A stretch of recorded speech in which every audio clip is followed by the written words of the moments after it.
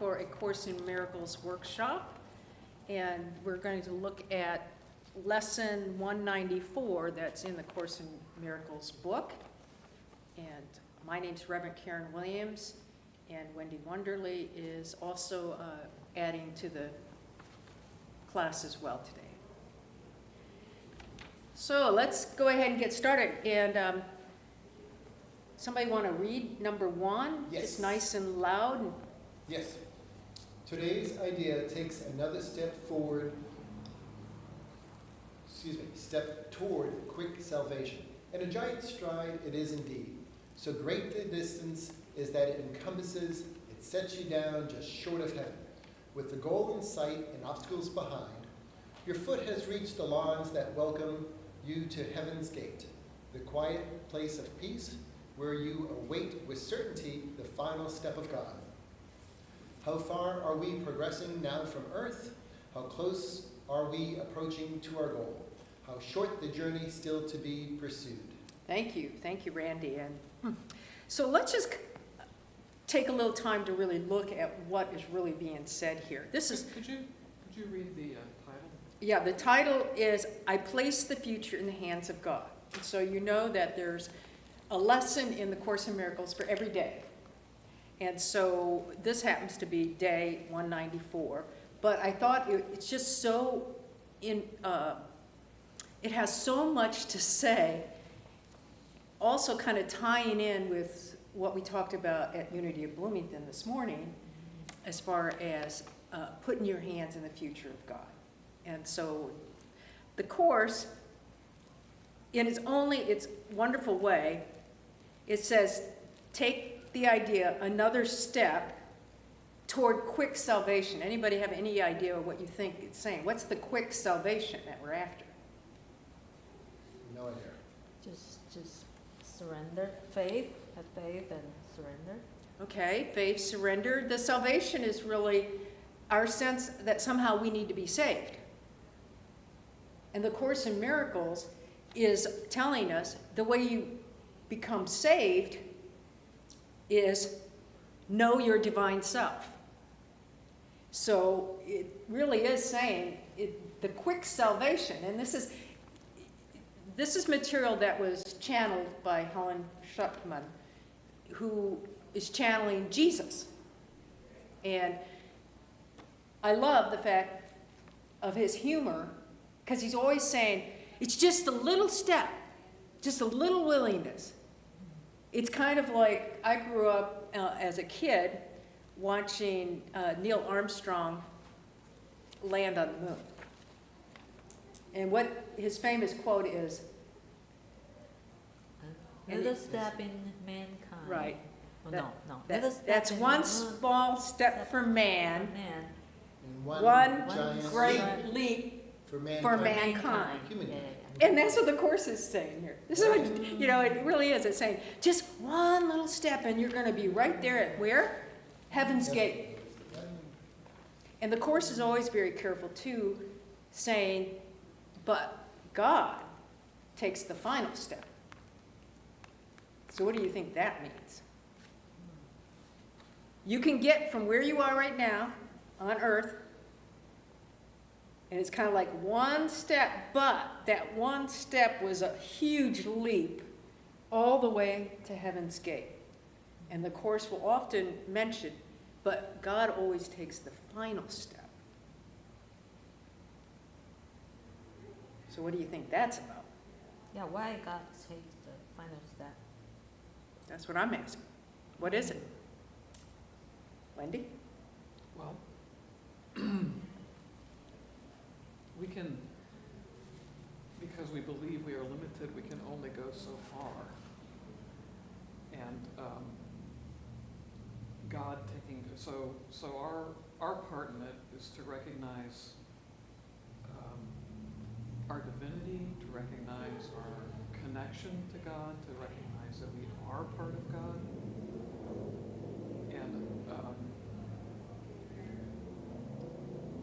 And once we're there, then God's like, oh, good. All right, you, come on down. Okay. Yeah. Okay. But Yeah. but we have to could heal ourselves and cleanse ourselves to get to that point where we can even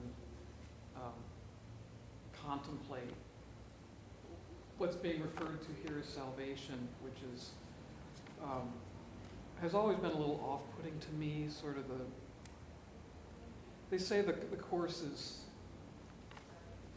too Christian for non-Christians and not Christian enough for Christians. Yeah. Yeah. So to me, the word salvation has always been a little bit loaded.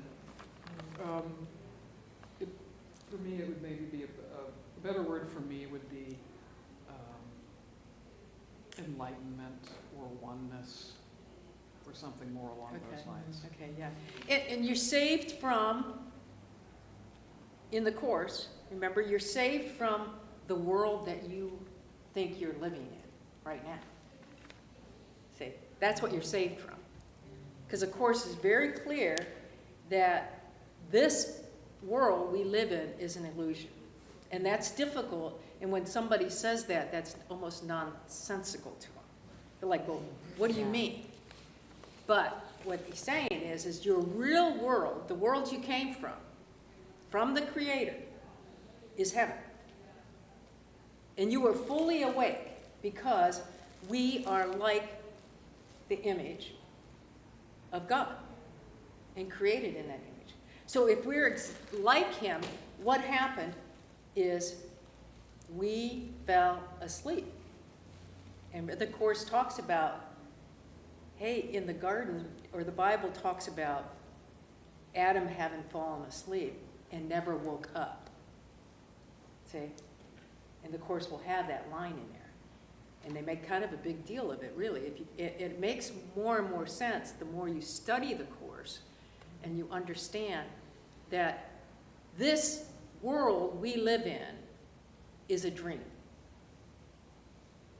So you're saved from what you're perceiving or projecting in your dream. And to use your words, Wendy, whether they're the Hindu or Buddha, the enlightenment or the self-realization or the awakening is the same thing that you're saying here in salvation. So what if the final step of God is actually means the enlightenment that us, Right. from within? Right, So it's Right. not that God or that outside power that leads us to that right, right. state. But there is a sense of you can get to heaven's gate, but you have to be awake enough Mhm. that it's kind of a sense of the door's now open. Yeah. Because we are indeed a God, right? Exactly. We are God. Right, We're part of it. right, right. So, anyway. But it's like, oh, well, it's just quick salvation. You know, I just love the humor in the Course. Yeah, no problem. Just one I little mean, step, no yeah, big one, deal. yeah, one little step, you know, it's kind of like, yeah. And then it goes on, it says, and a giant stride it is indeed. So it's kind of like, that's why I thought of Neil Armstrong when I was, 11 years old, watching him, you know, one small step for man, big step for mankind. You know, it's kind of like the Course is saying, just one little step, take that one little step, and you're going to have a giant stride. The Course, it's so full of exaggeration, you know? To me, it's just delightful because I find the humor in it now.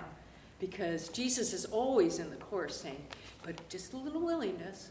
And then you get done with the whole Course and you read it and he says, that's what he starts with, just a little willingness. And he says, oh, well, it's going to take a lot of effort.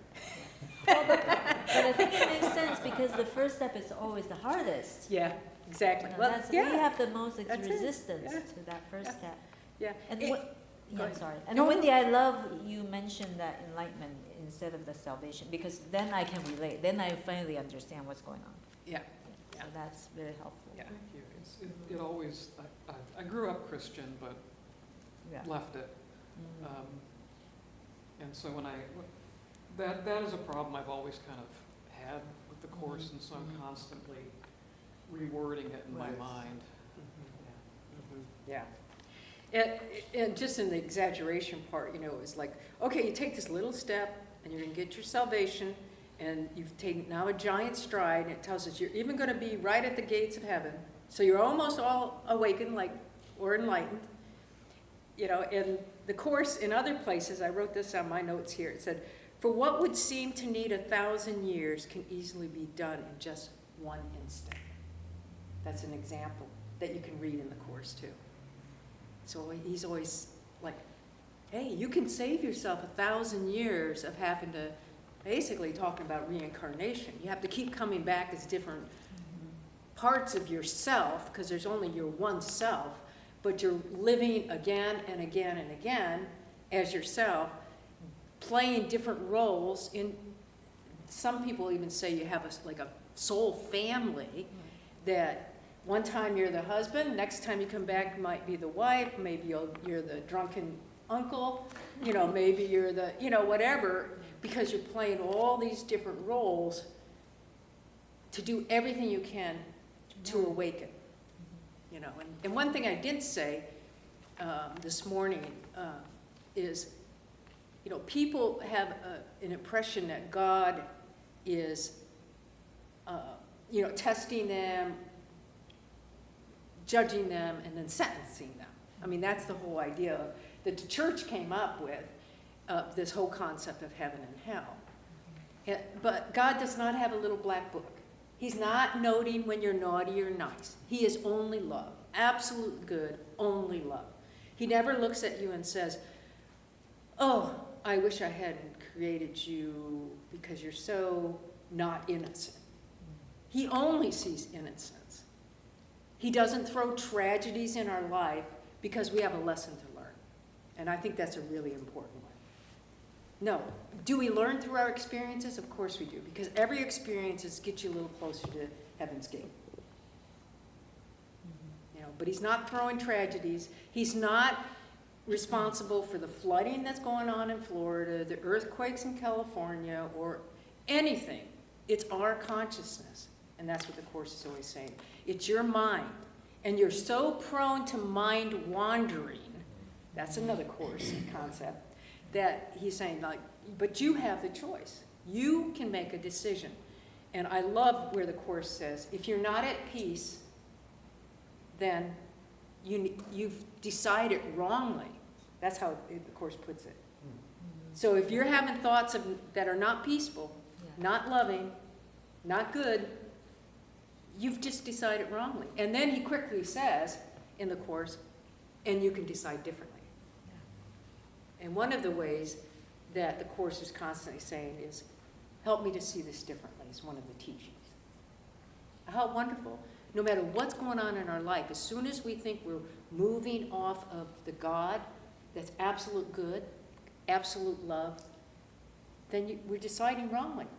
But you don't punish yourself. You just rein your thoughts back in. And say, oh, that's an interesting thought. And I think we'll see that in this lesson. So, yes.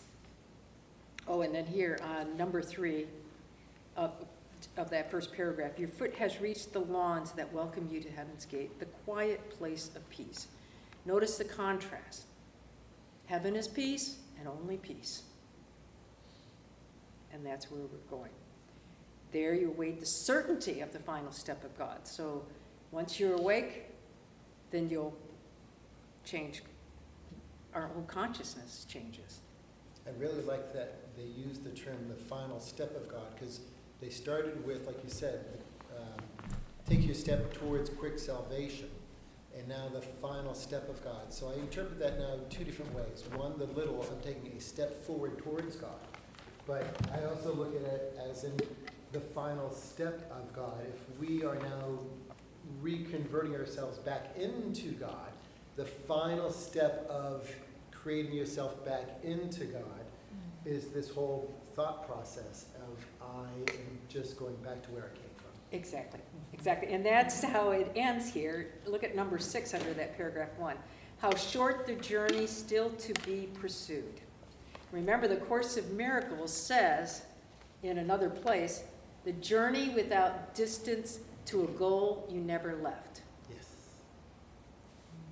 So that's the whole point is we are already in heaven. But as soon as we thought we could separate from God, then creeps in the ego. and with the eagle, who has no power at all in heaven. But we gave it power. And if we continue to give it power, then that's where fear comes in. Often the contrast of love in the Course of Miracles is the fear. But we're only asleep. And that's why the Course makes a big deal about Adam fell asleep, but he never woke up. Yeah. Because we really are a journey without distance to a goal we never left. In other words, a place we've never left. And so we feel like we're on this journey and we have much to learn. And we're having experiences.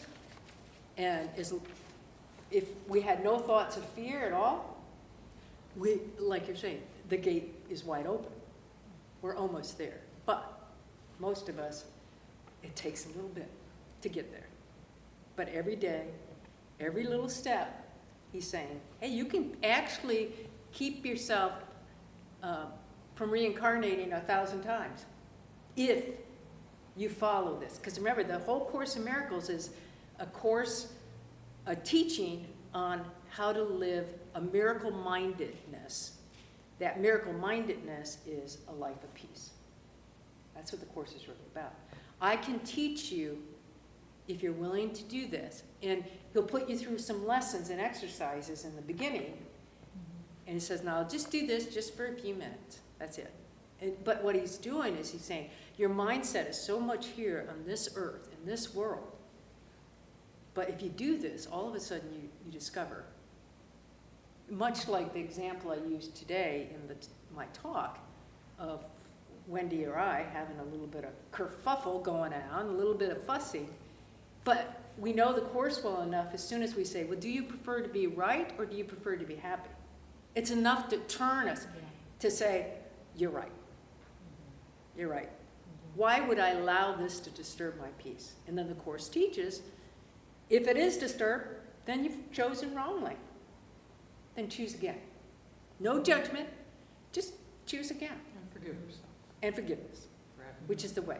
And we don't need forgiveness from God because he sees us as, what you were saying, the divine beings we really are, which means we're innocent. God doesn't see this dream that we've made up and are participating in. Right, right. It does, Absolutely. to God, it literally just is not there. We are not sinners. We're not Exactly. capable of that. We think we're capable of that, and Right. we generate that, but to God, it's like, Yeah, yeah. It always makes me think of little kids playing outside. Your kids run outside and they're playing cowboys and Native Americans. And Yeah. Uh-huh. And you might see them doing battles or other things where they're, but you have to realize that, no, they're just playing a game. They're all fine. Right. And even though they might have conflict and kerfuffles Uh-huh. out on the playground, but in reality, it doesn't really mean anything, and you're not going to judge your kids because they're playing or they're the good one or the so-called bad one. It's like, no, they did a great job and role models, so good for them. And Yeah, yeah, Yeah. yeah. very yeah. well put. Very, very, very well put. Okay. So we're on a journey without a distance to a goal we never left. And this lesson saying that you're already in the hands of God. I place the future in the hands of God. And this is saying, you're already there. You're not awake to it, or you're not enlightened to it, but you're already there. And so why worry about the future? You know, and that if you know anything in the scriptures with Jesus, you know, he says, why worry? Worry's not going to add any day to your life at all. So he's basically, why would you worry at all? And that's because he understood, I'm already in the hands of the one that can guide me, the hands of the very creator of me. So let's move on to paragraph 2, if anyone wants to read that nice and loud. Accept today's idea, and you have passed all anxiety, all pits of hell, all blackness of depression, thoughts of sin, and devastation brought about any guilt. Accept today's idea. and you have released the world from all imprisonment by loosening the heavy chains that lock the door to freedom on it. You are saved, and your salvation thus becomes the gift you give the world, because you have received. Okay, there it is again. Yeah, so we are awakened, we are enlightened. Here it's saying you're saved, and you're placing your future in the hands of God. And if you do that, You then avoid all pits of hell, you, all blackness of depression. yeah. Yeah. And what else? It says, Well, anxiety, but that's nothing compared to pits of hell and blackness of depression. exactly. Thoughts of sin and devastation brought about by guilt. Right. So you're going to escape all the what ifs. I always think of the future as the what ifs, because the past is kind of what happened. You have your present moment. Most people understand that moment is now. Other than now, that I said, is now past. That now I'm now. You know, I mean, Yeah. it's a tough place to live sometimes. And to a lot of people, you know, they're just devastated by things that happened in the past, and that's understandable.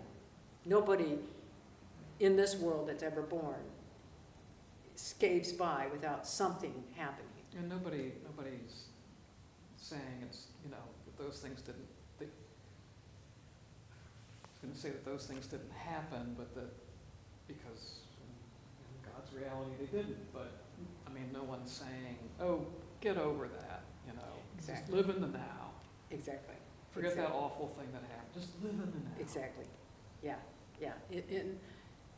And this actually kind of reminds us of what we've done in this class before that Wendy and I have taught, is the actual steps to soul healing. In other words, how you can get to the root of experiences that we've had, that we get to a point of forgiveness. And the Course is pretty clear, that's the way. You don't need it from God, but you need it for yourself. And it's the way to live on this earth. That was Jesus' message, is forgiveness. And all forgiveness, as a Course, if you understand it, means self-forgiveness. Because there's no one else here but just one. So that's another trippy concept. Yes. Maybe we'll talk about a little bit. So why do we feel guilty?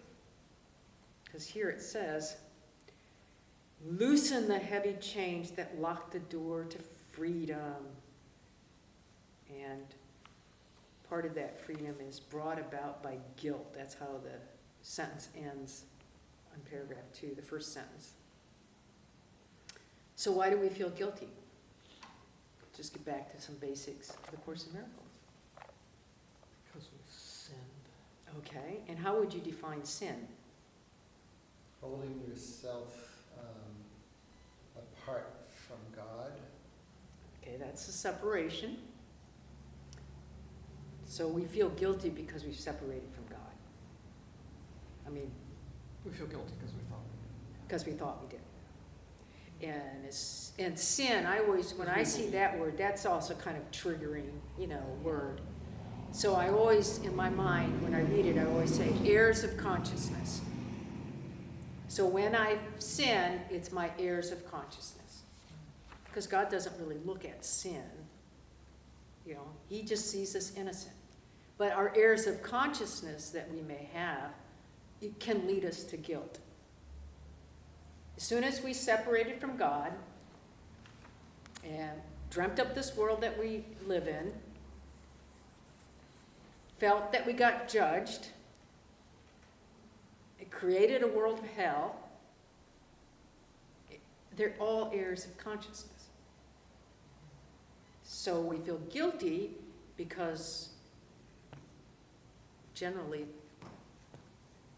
It feels awful to be separated from bliss. exactly, from the source. Right.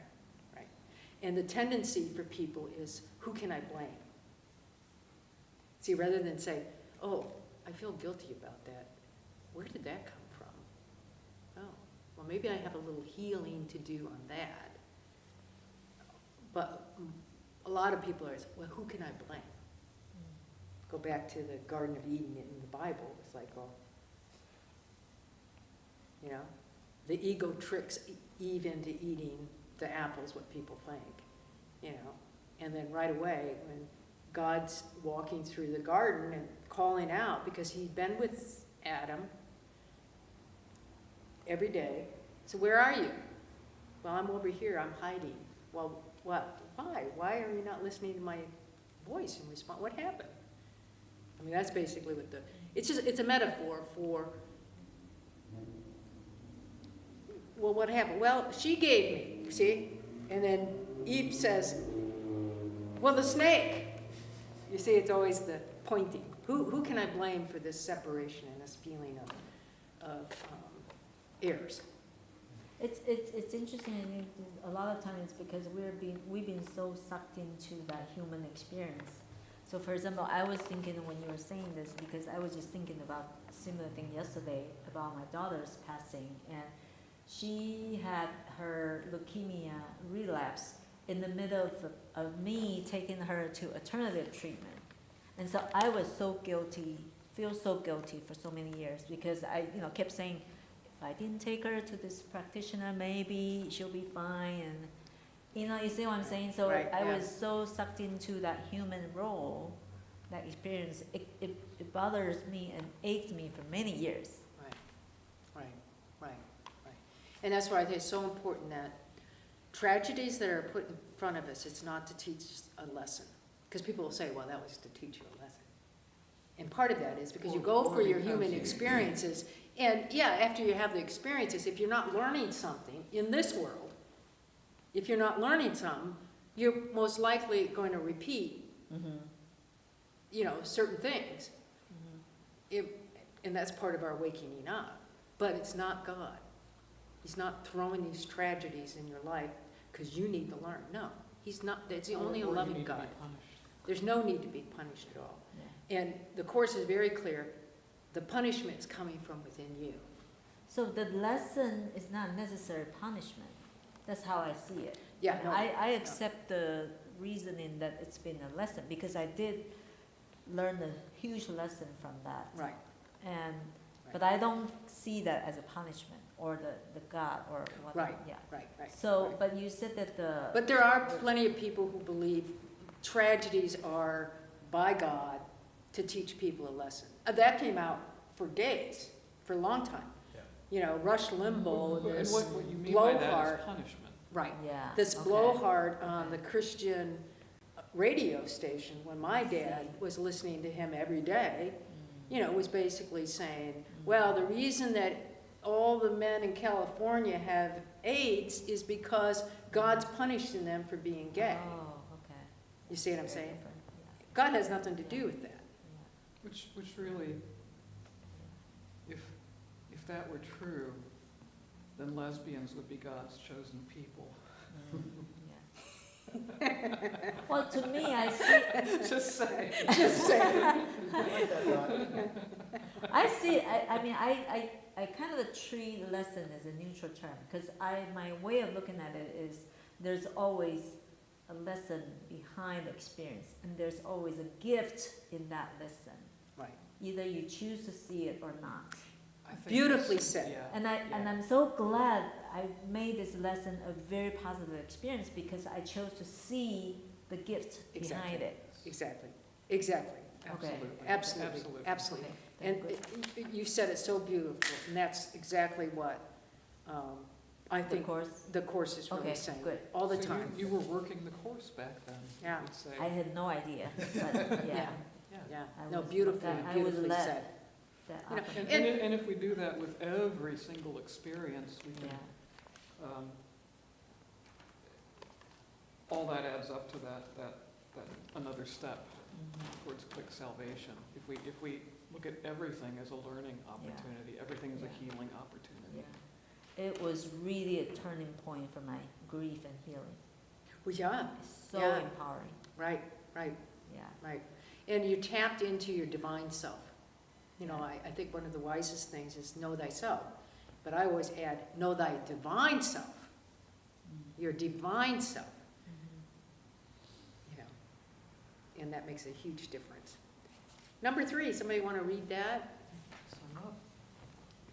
In no one instant is depression felt, or pain experienced, or loss perceived. Really? In no one instant sorrow can be set upon a throne and worshipped faithfully. In no one instant can one even die. And so each instant given unto God in passing, with the next one given God already, is a time of your release from sadness, pain, and even death itself. Whoa. In no one instant, which is the same as saying, not one moment, right? That you have the power to choose in every one instant. So it's saying we don't ever have to feel, and I think it lists depression, pain, loss, sorrow, death, sadness. Yeah. We don't ever have to feel any of that, because not in one moment. And why is that? How does that relate to time? Because the only, well, there is no time, but in this world that we've created, the only instant that matters is this one present moment. Right. And in that one present moment, you can choose whether to feel depressed or pained or guilty or angry or vengeful or whatever. You can choose. You can choose to do that, or you can choose to place the future in the hands of God. Right, right. And that's that last sentence. So each instant given unto God in passing, with the next one given God already. And that says, is a time of your release from your sadness, from your pain, or even death itself. So there's no time in God. There's no space in God either. But that's a really kind of a trippy concept, and we're going to talk about it, I think, in a little bit, because I think the 4th paragraph moves into that even a little bit more. But, I mean, really, when you think about it, he's saying, there's no moment that you need to feel depressed, no moment you need to feel sadness. And death, you're an eternal being. There is no death in God. Yeah, because Because God, there's no time. yeah, 'cause God cannot die. God Right. has always been. Right? And if you realize that you are a part, not apart from, but a part of God, then that instantaneous now that is God, you can't have this experience of guilt or all these other attributes that are listed here. Because in the space of God, those things don't exist. Only can you experience that illusion is in this 3D realm of what we call Earth right now. Right.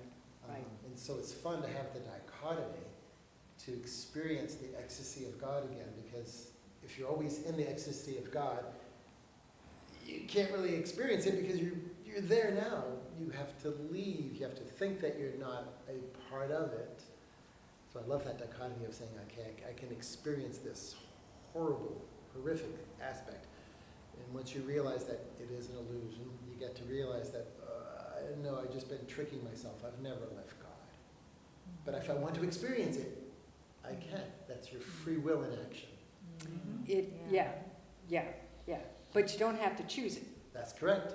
And But that's the key, I think, here. It's like for not one moment, he's saying, Right. not one instant, do you ever have to feel depression. He's not saying, and only if things go your way on earth. He didn't add that. He just says, you don't ever have to be sad. You don't ever have to have sorrow. You don't ever have to have grief. You don't ever have to have depression. You don't even have to die. Even though all that is going around us all the time in the illusion. In the illusion. Yep. In the illusion. So it's how do you look at this illusion? And the Course in Miracles is like, only God is real. You know, we talked about like the 3 worlds. You have God, heaven, bliss, and knowing. That's God. And then you have that middle part, another circle, that creates the place that Christ is. or Christ consciousness, in Eden, in the garden, that has reality and the right mind. Because that's the part of us that's within us. That's the Christ consciousness in us, that we're using our right mind, opposed to the last circle, which was the ego that's here on earth, and it is in illusions, and it is in its wrong mind. So we spent quite a bit of time when we started workshops on Course in Miracles on those three worlds. So in essence, we're saying, we think we left God, which is an impossibility, because how can you leave all that is? But as soon as we thought we separated, we landed here on earth, created the ego, illusions, and a wrong mind. But since we're here, we can have the Christ in us, the Eden, the garden of paradise, we can live if we stay in our right mind and we understand reality. And reality is the real world of the divine. It doesn't negate that we here, though we live in an illusion, our experiences feel real to us. Sometimes, I fail sometimes to say that, because people will struggle trying to what are you talking about? The world's an illusion. And you have to remember that the experiences that we're having are real to us. Yeah, they're not made up. I mean, they're not fake. We feel the impact of them. They're real. But that doesn't mean that the world that we live in is a dream, and we are trying to wake up. And that's the foundation of this. I found a recent, example I think is really good demonstration of this. So a friend of mine recently just lost her son, who had been suffering from a muscular dystrophy, and so he was being in a wheelchair since like age 7, and he died when he was 27. Okay, just a week or so ago. But this friend, she's been on an awakening path for the past, I don't know, at least for 5, 6 years. And so when that happened, instead of just, oh, I'm so sorry, she was just posting on Facebook all about all the glory, basically the connection, the rejoins of her son, she doesn't use the God, but I think she's more on the Taoism side of the thing, but we're talking about similar things. And she was all just cheerful, joyful, loving, but then you see all the, like hundreds of comments, right? There's, oh, I'm so sorry for your loss, and all the just human expression. But I can see her energy is very different, because she suddenly doesn't have any sorrow or any sadness. She wouldn't even say that. She's like, I just feel this is the best way for him and for me, because I've learned my lesson already. And this is a beautiful transition. Freedom. Wow. Yeah, Freedom. she has that freedom there. That is beautiful. Yeah, Wow, yeah. good for her. Right. And if she's truly there, all those comments that are being made, Yeah. she's not taking them on. No, yeah. You see what I mean? It's like, Yeah. well, okay, I know you care about me. Yeah. I mean, because normally, what do Yeah. you say to somebody, well, I'm sorry for your loss. That's human, Right. Right. Now, somebody said, I just don't get how you can possibly Yeah.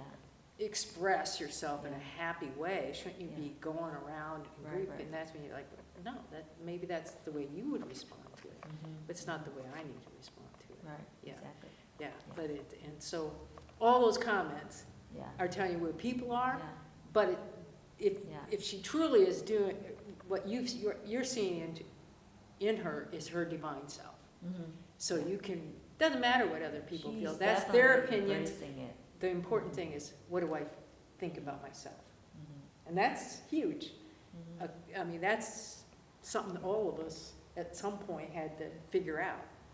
Yeah. Hey, your opinion is your opinion. You can say anything to me. Yeah. I remember Wendy and I listened to a rabbi as a spiritual teacher, and he was talking about this rabbi who they consider as like a master, and affectionately they say Rebbe, that the Rebbe had paid kids, maybe you'll remember this story, Wendy, paid kids to insult him. So every time you insult me, I'm going to give you some money. And the kids followed him around for the whole day, throwing whatever insult that they could, and he would give them a coin for each one. And then at the end of the day, the kids were exhausted. And he's basically like, you got anything else? What else you got? But what he was, it was, I'm going to put myself through that experience, so it doesn't matter what I hear that you think about me, I'm going to stand in knowing who I am. And I've never forgotten that, because I thought, wow, you know, is that, really, that's the best you got? Really? That's it? You don't want any more money? You know what I mean? Well, we can't think of anything new. So, you know, it's kind of that knowing yourself. It's an amazing thing. Okay, well, we better move on, otherwise we'll be here forever today. Let's see, number 4. God holds your future as God holds your past and present. They are one to God, and so they should be one to you. Yet in this world, the temporal progression still seems real. And so you are not asked to understand the lack of sequence really found in time. You are but to ask to let the future go and place it in God's hand. And you will see by your experience that you have laid the past and the present in God's hands as well, because the past will punish you no more, and future dread will now be meaningless. Wow. Okay, so there it is. There's no time in God. It's very clear. The Course is saying, God holds your future as God holds your past and your present. And it goes on, it says, past, present, and future is all temporal. So there's no time in God. And kind of trippy in a way, because it's saying you're actually living all your realities at the same time. I don't know if you've ever heard that or not. Yeah, Say it one more quantum time. physics. That you're living all your realities at the same time. So you have a past, a present, and a future, but you're living them all at the same time. It's not a concept that we have to grasp to help us so much in our spiritual development, but it's just a way of thinking about past, present, and future. That's only something that was created. So he's saying that there's only one of us here. If there's only one of us here, it means a part of you has fractured into 3 billion people in the world. Those 3 billion people are a part of one. And that's where the Course says, whatever you throw out there is what you're perceiving within yourself. So if you didn't have the consciousness of climate change, you wouldn't see climate change. If you didn't have the consciousness of political candidates and whatever they're stating, you wouldn't see it. It's kind of a concept that's like, as we remember it, every one of us is seeing everything differently all the time, but yet it's all coming from within us. It's trippy. Yeah.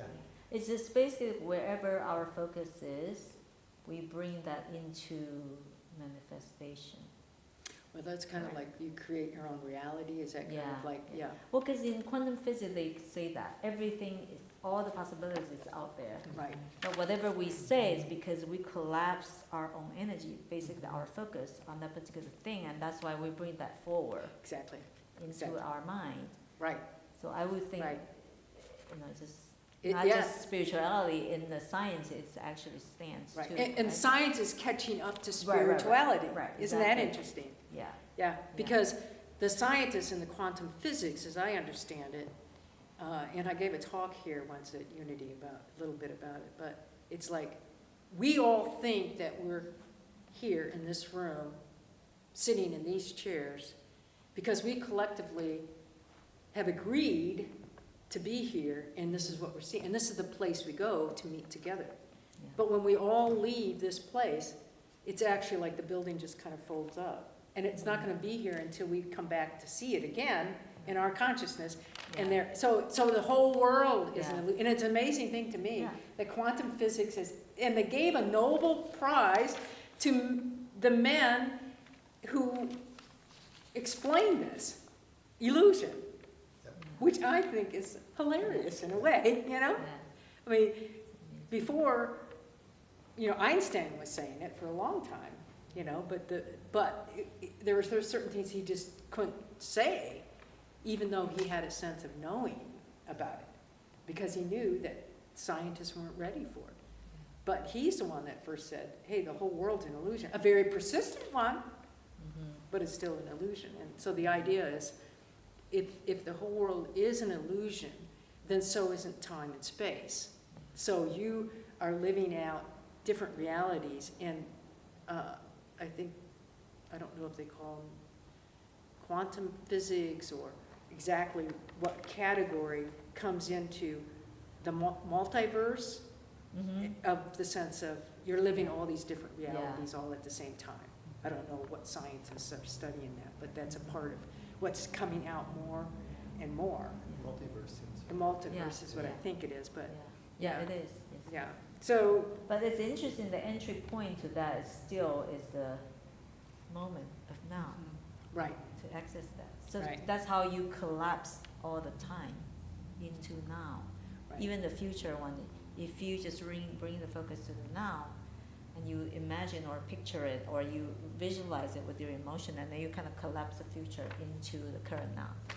It's all very Right. interesting. Right, Yeah. right. It's it gets you, how do you say that, wrap your head around it. Yeah, Hard to- yeah, it's kind of a mind twister to think, Yeah. okay, now what does that actually mean? And there's some that will just say, okay, sometimes you can look back and say, well, what if I had married Jim, or Sally?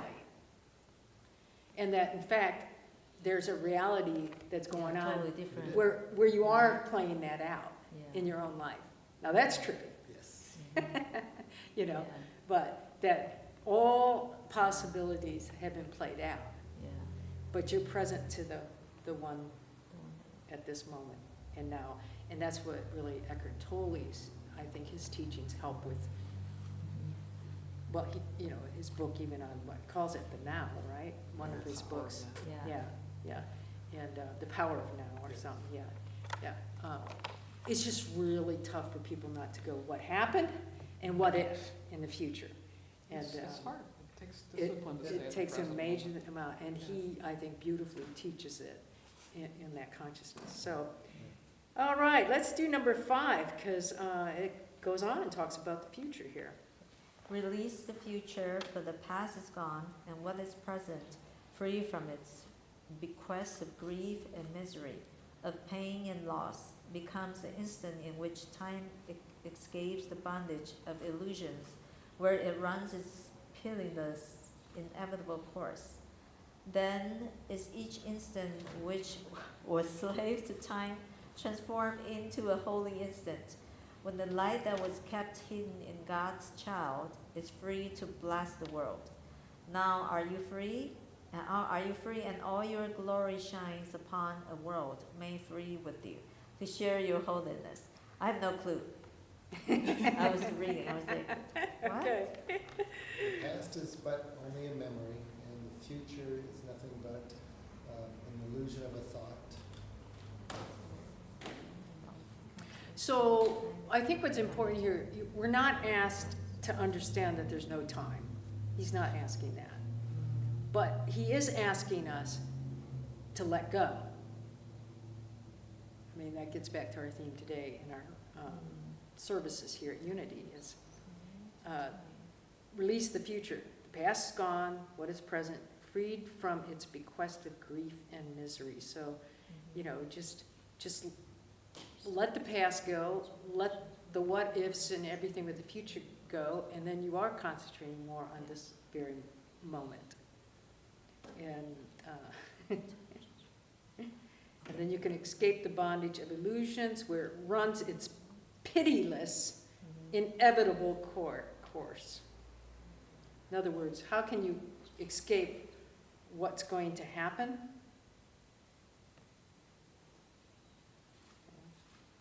Put the future in the hands of God. Right, put the future in the hands of God. So don't, get loaded up with a bunch of past judgments, but be free of it. See anew. That's a strong paragraph. That was a tough read. There's a lot Yeah. of information. Well, in now this. I focus on going through it and now I understand. But when I was reading it, I was just like, what? Yeah, yeah, well, that's the course. And just the over-the-top, Yeah, exactly. Yeah. pitiless, inevitable course. Exactly, right, yeah, yeah, I know.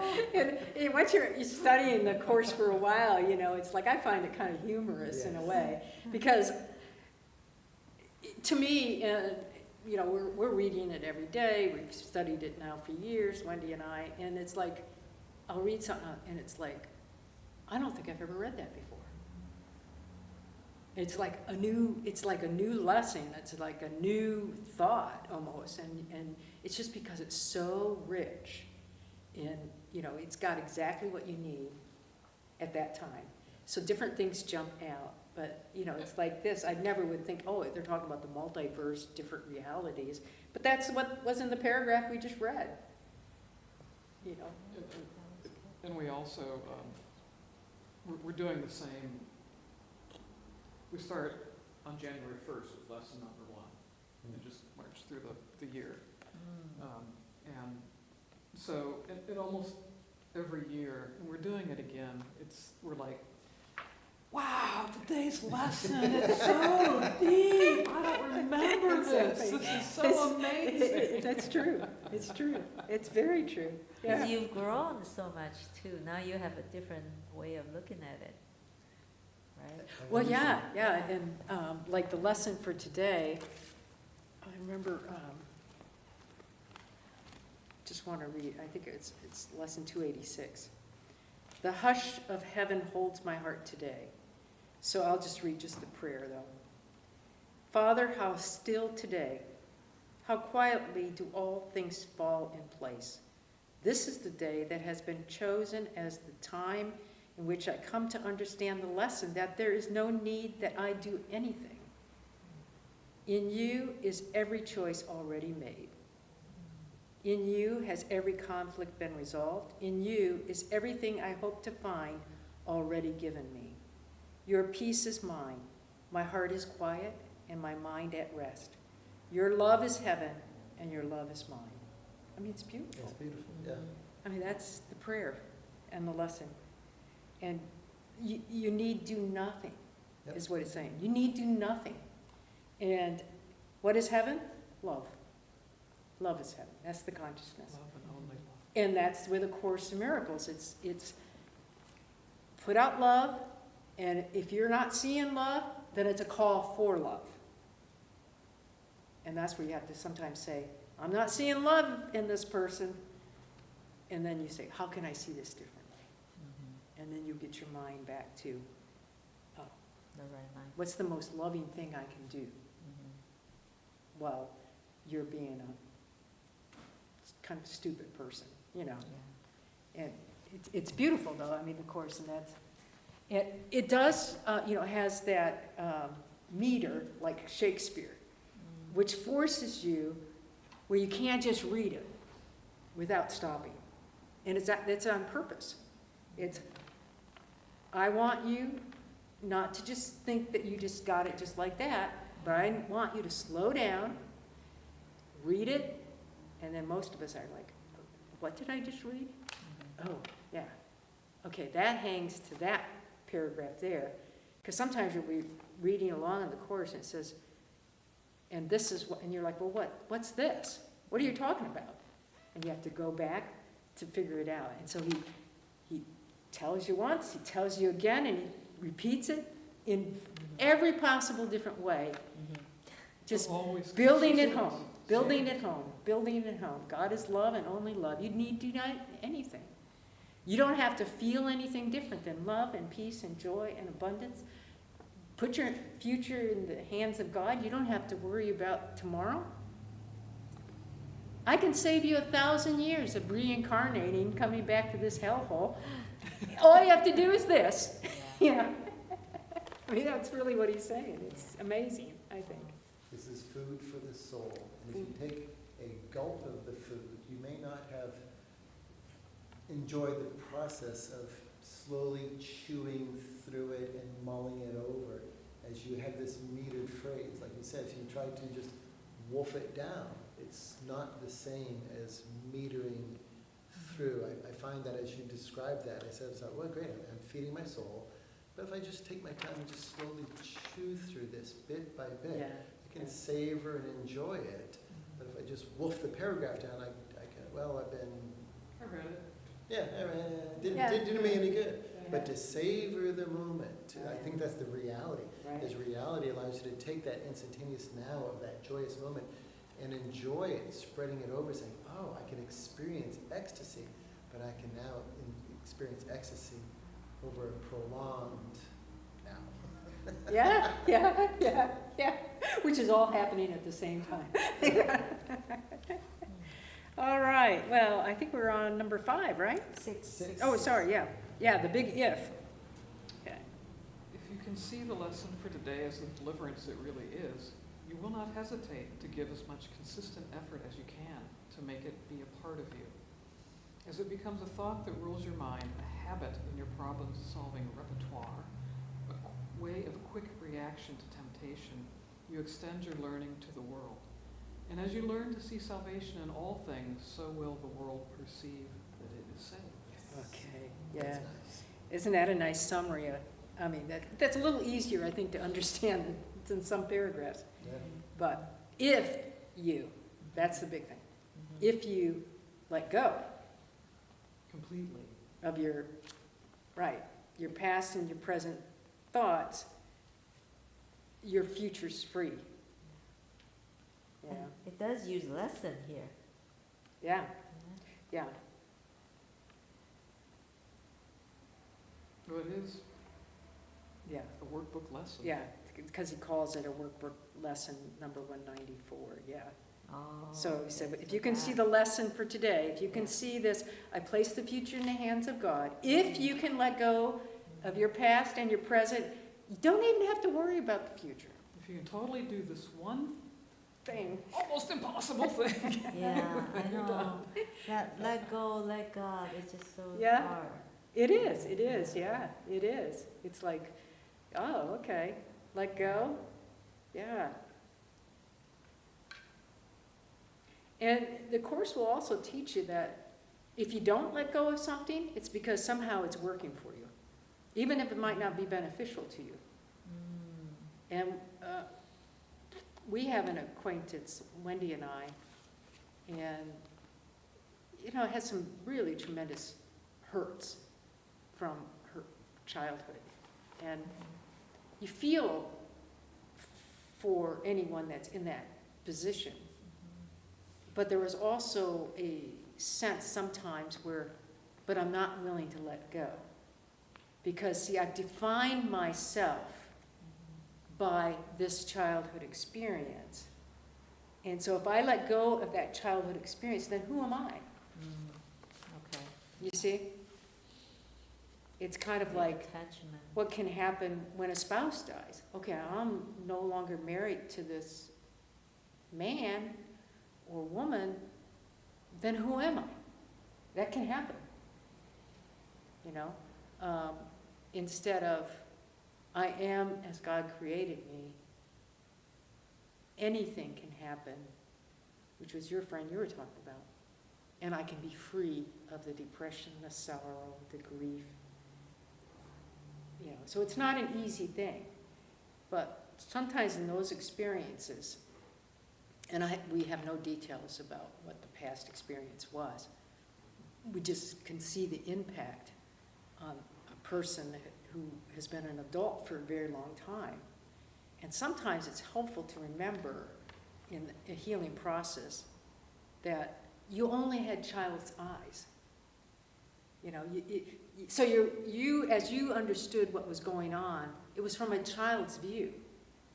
At some point, you need to give up your childhood eyes and recognize, now if I had seen that from an adult eye, like my parents or whoever is in my life, maybe I could see this differently.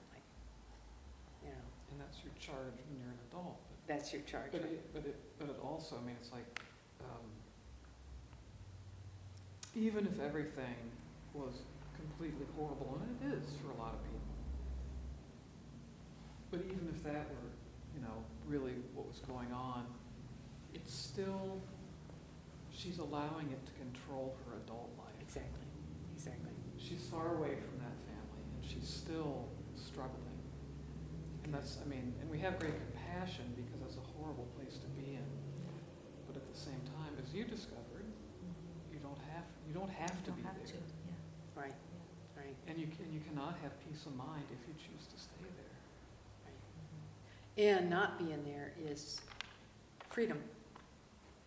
You know, I always think of Martin Luther King Jr., you know, free at last, thank God Almighty, I'm free at last. I mean, how wonderful to say I'm free from, you know, the hurts of my past experiences, I'm free of whatever I've stepped in today, and I don't have to worry about tomorrow. And that's, you know, I mean, we can be free. I think that's a wonderful thing. And I love this too in the second sentence. As it becomes a thought that rules your mind, a habit in your problem-solving repertoire, a way of quick reaction to temptation or errors, you extend your learning to the world. The Course is very clear about problem, solution. You know? I mean, Jesus just puts it out there. Got this problem? Here's your solution. You got this error of consciousness? Here's your solution. Yeah, it's just a wonderful repertoire. He's saying, if you can get your mind in a habit, again, the whole Course in Miracles is about you're too prone to mind wandering. Take the reins back, as you talk about it, you know, the saddle and the horse. Take the thoughts back, take the reins back, you're in control. You have this problem thinking that others are judging you. Here's the solution. God only sees you as a loving, beautiful, innocent. Forgive yourself. Solution. Forgive yourself. You think that your family is demanding too much from you and has expectations? That's your problem? Solution?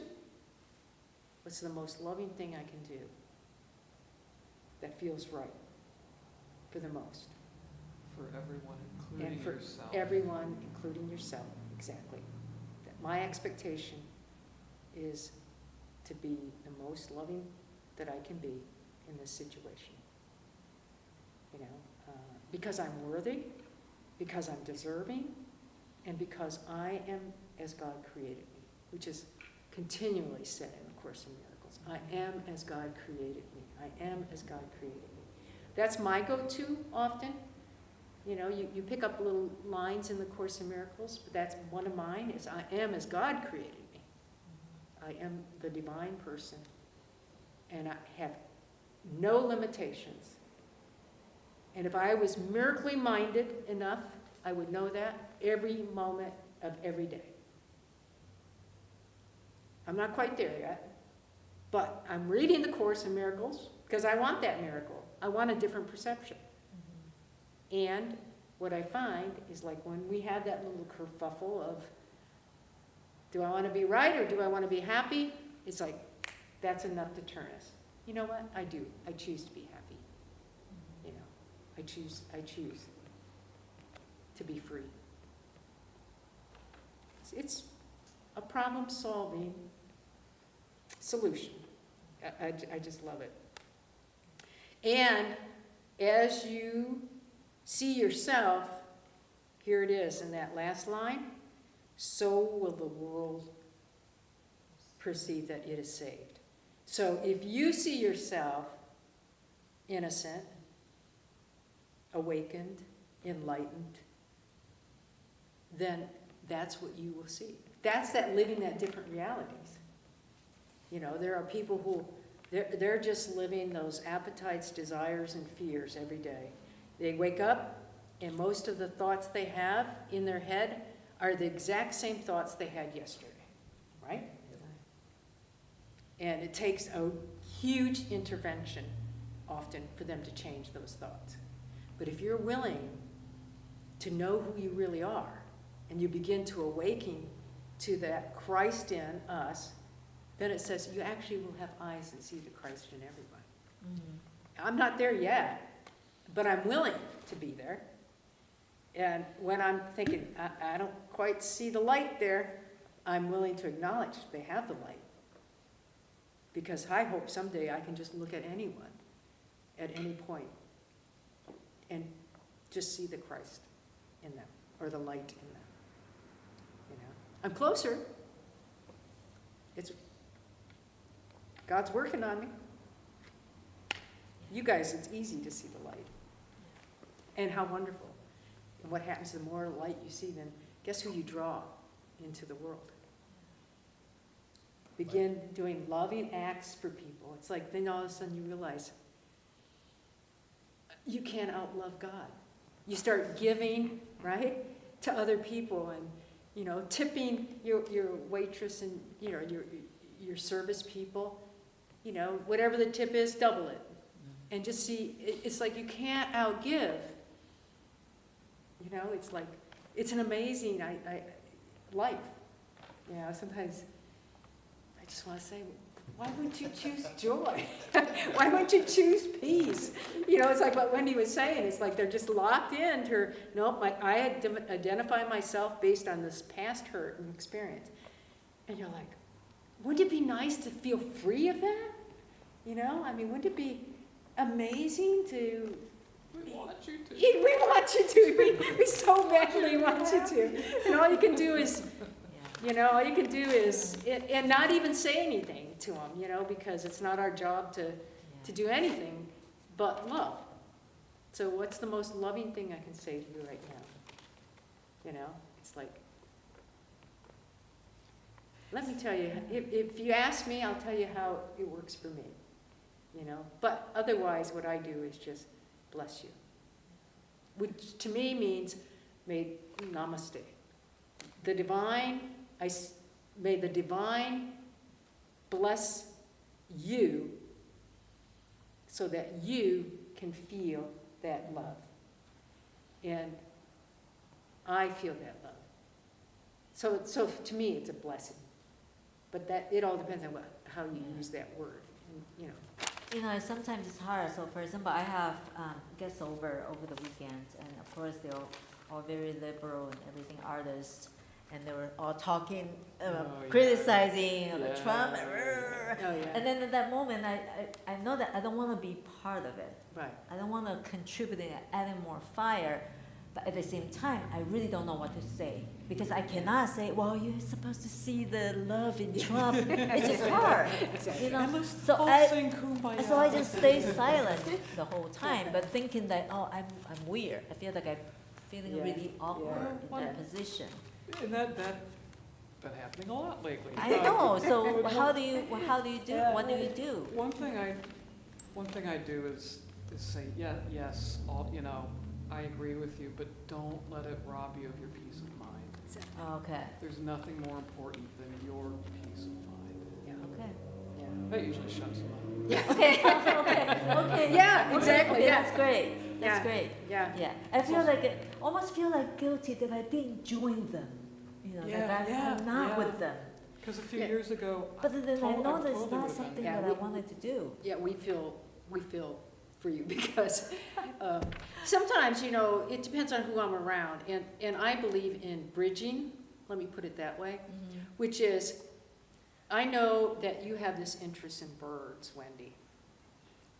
So surprised. I keep it so secret. So I actually enjoy birds too. So the bridging, but I wouldn't tell her that. The bridging could be a question about the birds or something. You see, I'm trying to make some kind of connection with whoever they are. So in the case of like, they're making political statements, I sometimes will make that a similar political statement. I'll never say something I don't believe, but I'll find a way to connect. And then if it goes off, then it's like, you know, I've just kind of shut the news out because I didn't want that kind of energy, because I think, and this is where you can bridge, I think he's egotistical, you know, whatever, based on his behavior that I see, you know. And it's tough because my family swings both ways. And so you have to be really kind of ginger about the discussion in some ways because of the polarization Yeah. that's happened. But every now and then, I'll see a Facebook post, as we all do, and I'm come so close to responding to it. Like, just really want to give her, because it's like a lie, like, Yeah. "Whoa." And then I think, okay, the Spirit of God just zipped my mouth because I made a rule. I will not respond to a plea. But at the same time, you want a connection, Right. And what for ourselves, it's like I'm okay if I don't even say a word. Talking about this rabbi teacher that we have, he gives he's Jewish, and so he gives a lot of information that is in the Talmud, right? Which is, you have the Torah, the 5 books of the Bible, Genesis, Exodus, Leviticus, Numbers, Deuteronomy. And then there's volumes of rabbis' opinions about the Torah, and that's called the Talmud And a mission. and the Mishnah, yeah. And so that's story after story of these rabbis that are really master teachers, and they can have very different opinions. I mean, they themselves will say, you have 2 Jews in a room and you have 3 opinions. Oh. And I mean, that's, that's where I learned that from, our Jewish teacher. But where I was going with this is he tells a story where a master rabbi went and visited another master rabbi, and they sat in silence. The whole visit was sitting in silence and didn't say anything, and then got up, went on their way. And that was a great conversation. Yeah. Yeah. You see what I mean? So, it's about, are you so complete in yourself that I don't need to respond to this?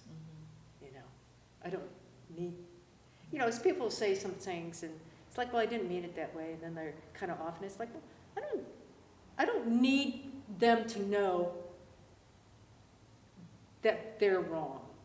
I don't want that in my consciousness. I'm just gonna keep living my life. Occasionally you have to put sideboards on people, like, no, I think enough of myself that I'm deserving enough, and you're not gonna keep kicking me in the leg. It's kind of that. Once, okay. Twice, that's not an accident. No. But you can say no without the anger. That's the trick, right? That mothers are phenomenal, and fathers too, probably. All it takes is that certain look at a child. And, it's like, and all of a sudden the child's like, oh, okay, I'll be good. That didn't come by accident. And it's not that the mother wants to go over and beat the child. No, it's just one look. Disciplined, that's not appropriate here. Well, why are you shooting that at me? The words, we don't. I don't have that authority over my son, unfortunately. Well, I'm not saying, I'm just, there's 100 different ways, that's the thing. I You got know you. your child, though, and he knows you, I'm pretty sure. Okay, number 7, I think.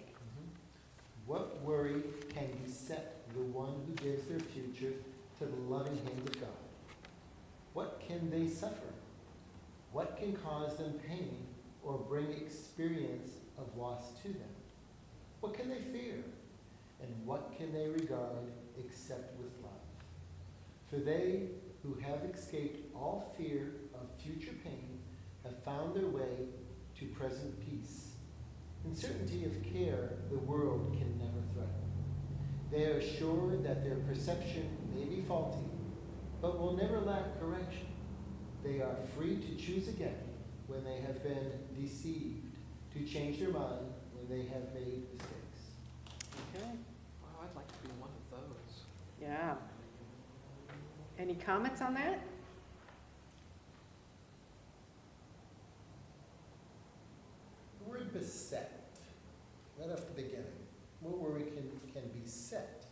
the one who gives their future to the loving hands. It just seems, I'm challenged by that one word, those 5 letters.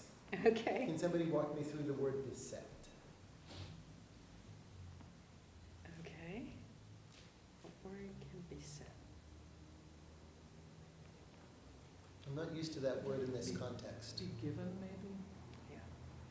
What word can be said? The one who, every now and then there is a word that they use that you're just not quite, well, For me, that's this not, is it, yeah. And you have to remember that it was,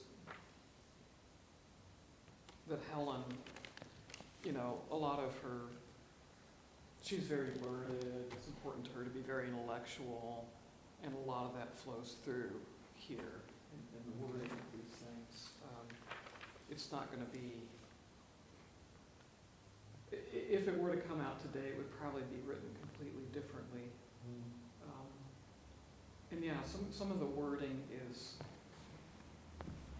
because of her, because it was coming through her, and some of the wording is to just make you stop and think about It worked. it. Well, Yeah. So what would Yeah. be the other term of saying this? What would be the equivalent? well, here, I Can be just given. Googled it to be sure that beset means of a problem or a difficulty. So it's a trouble or a threatening What Threaten. word can- persistently. What worry can trouble the one who gives their What future? worry can trouble the one who gives the future to the loving hands of God? How hard was that, Helen? Really? What worry can threaten, or you could say, what worry can threaten the one who gives their future to the loving hands Thank of you, God? Karen. That was- Yeah, well, sometimes you just have to Google it, And a lot of the language too is just so, everything's so patriarchal. Everything's he, Right, he, right. son, he. Right, right. God's a he, the Holy Spirit's a he, everything's a he. Mhm. All of us are he's. So, Yeah. well, In that case, we should all be she's. Right, or right. is. Yeah. I mean, Yeah, what does gender have to do with God? And she's picking up on, this is 1975 that, Yeah. came out, so it was common, that's the written scripture is the same, but. Okay, well, what I love about that, again, you're free to choose again. You can change your mind. So it's basically saying, if you find yourself off, or now that our new word, beset, with worry or whatever you're beset with, that you can say, oops, and bring it back. Change your thought. Okay, we're going to wrap this up. We've got 2 more. Place then your future in the hands of God, for thus you call the memory of God to come again, replacing all your thoughts of sin and evil with the truth of love. Think you the world could fail to gain thereby, and every living creature not respond with healed perception? Always a question. Who entrust themselves to God have also placed the world within the hands to which they have themselves appealed for comfort and security. They lay aside the sick illusions of the world along with theirs and offer peace to both. Okay, yeah, so once again, talking about it, the world is a sick illusion. It's filled with all those things that we've listed, the depression, the despair, the death, whatever besets you. That your thoughts, and he just says here, of sin and evil. So it's just kind of sin, again, any errors of consciousness that you may have, the world, it is an illusion, and just kind of stop it, and stop it by laying it aside and offering peace. And as you offer peace, the more you offer, the more that comes back. The more love, the more love. The more giving, the greatest receiving can happen. You can't outgive, you can't outlove God. It's wonderful, really. So replace it with the truth. And let's wrap it up. Wendy? Now are we saved indeed. Ooh, do you feel that? We're saved. Indeed. For in God's hands we rest untroubled, sure that the only good can come, sure that only good can come to us. If we forget, we will be gently reassured. If we accept an unforgiving thought, it will soon be replaced by love's reflection. And if we are tempted to attack, we will appeal to God who guards our rest to make the choice for us that leaves temptation far behind. No longer is the world our enemy, for we have chosen that we be its friend. That's Beautiful. Beautifully said. I think it's a great ending, you know. We are saved. Now, you know, only good can come to us when you're saved. And again, temptation might be overly Christian in its connotations, but the way I read that one is just our opportunities to make bad choices. I had a recurring thought come through that if I wanted to hold myself apart from God, I would use anger, ego, frustrated feelings. I would use feelings that are not God to hold myself apart from God. Right. And as I look at the beginning and the end of this, I feel like if I want to take my step towards God, I have to just be aware that the frustration, the angst, the fear is something that I'm not going to utilize to find myself walking towards God. If I'm Right. walking towards God, Right. then I'm looking at the attributes of God, loving kindness, blessing, Beautifully said. acceptance, all those things to walk in that direction. Right. So I love that this Course in Miracles, as it is taught here, it is just saying, if you want to hold yourself from God, here are the emotions and feelings that you should have. If you want to find yourself connected with God, here are the 5 attributes of God that Right. make it so much easier to go forward towards the love of God. You choose. That's right, take Exactly. your pick, free will, take Right. your choice. Right. Happy, miserable. Exactly, take your pick, which way do you want to walk? It's one giant. It's so much easier though when we were here and discussing it and you said, all get it and it makes sense and Yep. just almost feel like I don't want to leave. Because if I leave, I go back to that temptation place. It is a delight to be with like-minded people. It really is, and I Yeah. appreciate both of you and Wendy too And we to thank- stay. We and, thank you, yeah. Yeah, thank yeah. you. And you know, what's Yeah. wonderful about this is, you know, the assurance of, like you were saying, one step and you've made a giant stride at Heaven's Gate. That's what we Yes. started with. And Heaven's Gate is love and joy and peace, prosperity. And what's wonderful, the Course also teaches that you can actually deny the effects of any past decision you've ever made. We haven't talked about that. We might do that And so sometime that's in an the interesting workshop. concept, yeah, I like that. That you can deny the effects of any previous decisions Right.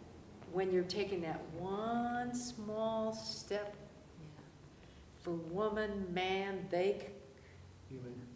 kind, Yeah.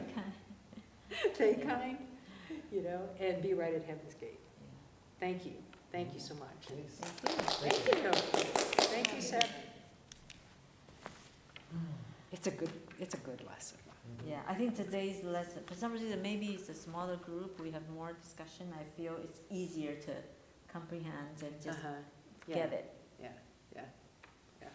You get 4 like-minded beings, and it's really nice to be right here at your feet, if I may, learning directly from the masters. No. And well, so, you've ingested, Well, you've ingested this material, and now, as if I may use the term, regurgitate it back out again. This is nourishment Yeah. for us. So I am so grateful that you Yeah. have mastered this. You've Yeah. thought it through, all the different Yeah. iterations. Well, we've you've- got a long ways to go, but thank you very much. Well, you've worn a Yeah. path that's easy Yeah. for us to follow, and we Yeah. like this path that you're on. It just says, no, this is the like-mindedness of where we Yeah. want to Yeah. go. Yeah. And I will thank you from the bottom of my heart for that wonderful compliment, and I will say that good on you, because what you are seeing, you have drawn that out of us. You have drawn, that's you, true. you are here, that's what you've caused us to reflect to you.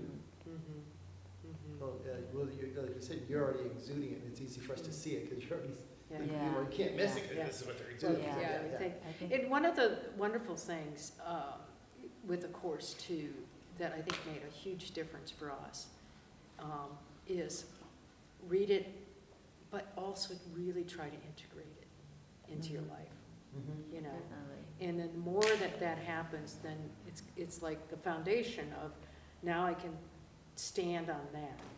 Like, do you prefer to be happy or right? You know, it's like, that simple question is enough to, Yeah. you know what?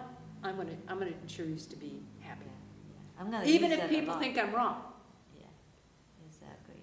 you know, I choose that joy. I choose to see this in a different way. That's another teaching. I mean, you know, it's eventually you just kind of have to try to integrate it. Yeah. But it takes, you know, a commitment to also really try to really learn it and integrate it and meditate on it, if you will. And it doesn't have to, you could do it in that quick step, but Right. it's taken me way over 10 years to get to Well, that. and someone said to me today, she said, oh, I can't stay, I'd love to. I read the Course in Miracles years ago.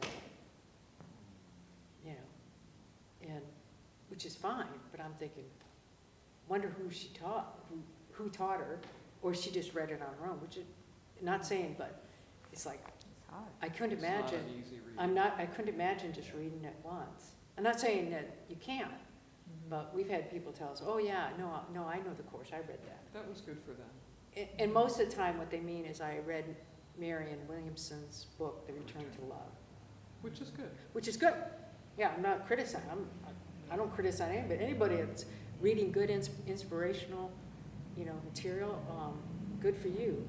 But it's not, to me, it's not something you just, it's something that just you know, I mean, we Yeah, read you it, it's can't like, just pick you know, it. yeah, yeah. But not just that, learning is one thing, integration is another one. Exactly. Which is the harder one. Right. Right. Right? And in that sense, because you have each other, you keep each other accountable, that's a beautiful Yeah, thing. It yeah, is. yeah, It and it is. does, it is a It's gift. very It is a fun. gift, that's Yeah. true. I'm That is gonna true. use that a lot on my husfand. You choose to be happy or you choose to be right. Well, On myself too, on myself too. Yeah. It's true. Yeah, It's Yeah. true. yeah, Uh, yeah. yeah, this Yep, is I guess we amazing, need thank to- you so much. You're Thank you, everybody. welcome. Thank you, Randy, thank you, Paige. This was a exceptionally wonderful time spent. Yeah, I got all those books since our first workshop, and I just open up, and I really made myself to read through, I think, page 3, and I decided to close it.